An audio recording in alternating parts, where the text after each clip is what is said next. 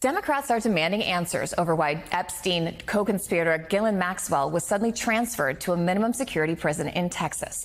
The top Democrat on the House Oversight Committee demands the Republican chairman subpoena the full Epstein files and calls into question Maxwell's move after her meetings with the deputy attorney general.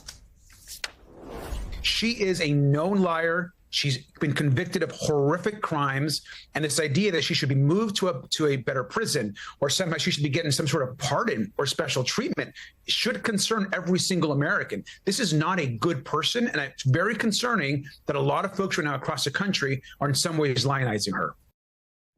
Joining us now is Virginia Congressman Suhas Subramaniam. He's a member of the Oversight and Ethics Committee.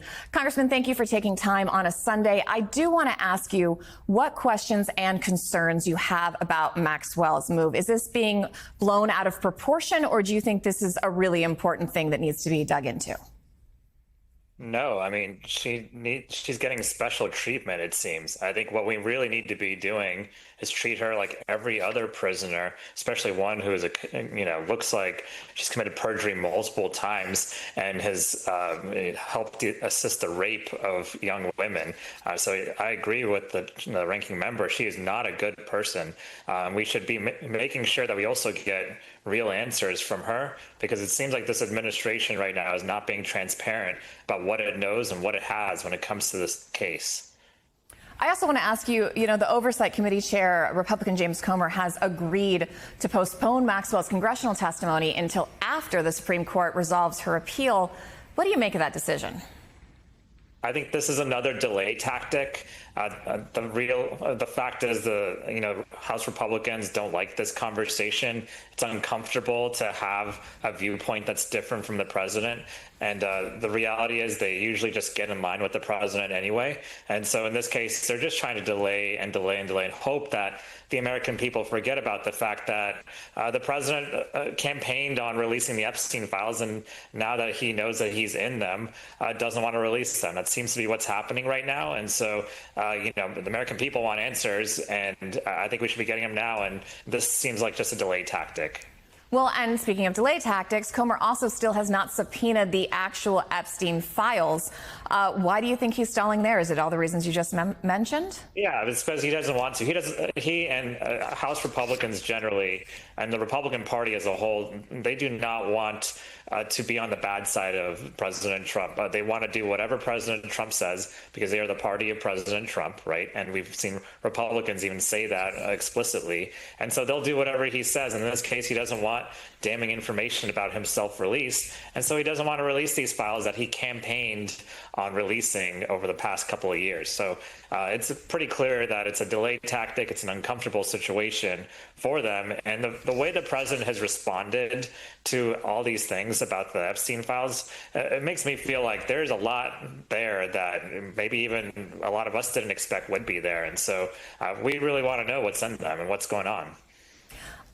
You also seem to really want to know what Maxwell will say, but I got to ask you, prosecutors and the judge in Maxwell's trial said she lied under oath and didn't take responsibility for her actions. So I'm wondering why the Oversight Committee believes she's going to be a credible witness, that she's going to tell you anything that you can trust. What do you want or expect to hear from her?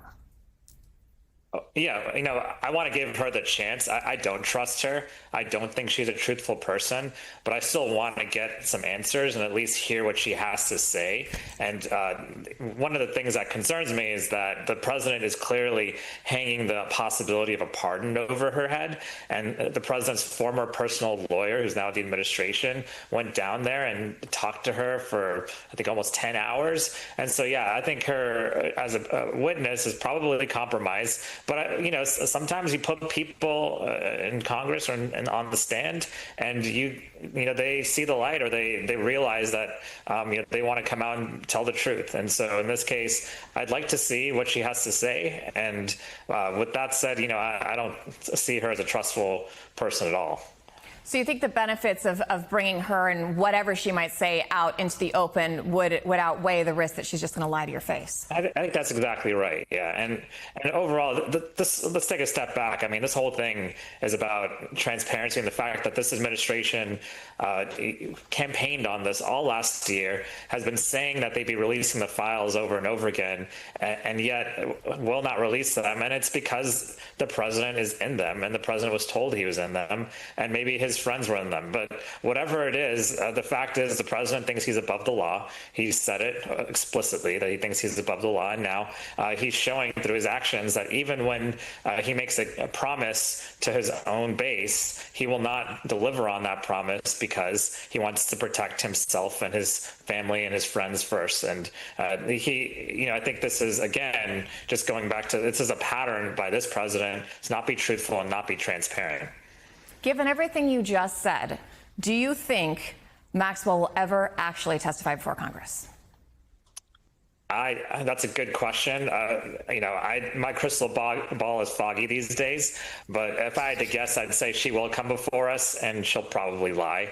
That's my best guess. But, I'm here to try to get answers for the American people. The Oversight Committee has done very little oversight of this administration and this president. And so, we as Democrats on the committee have to find a way to do it. So that's what I'm looking to do here. All right, Congressman, thank you so much for joining us.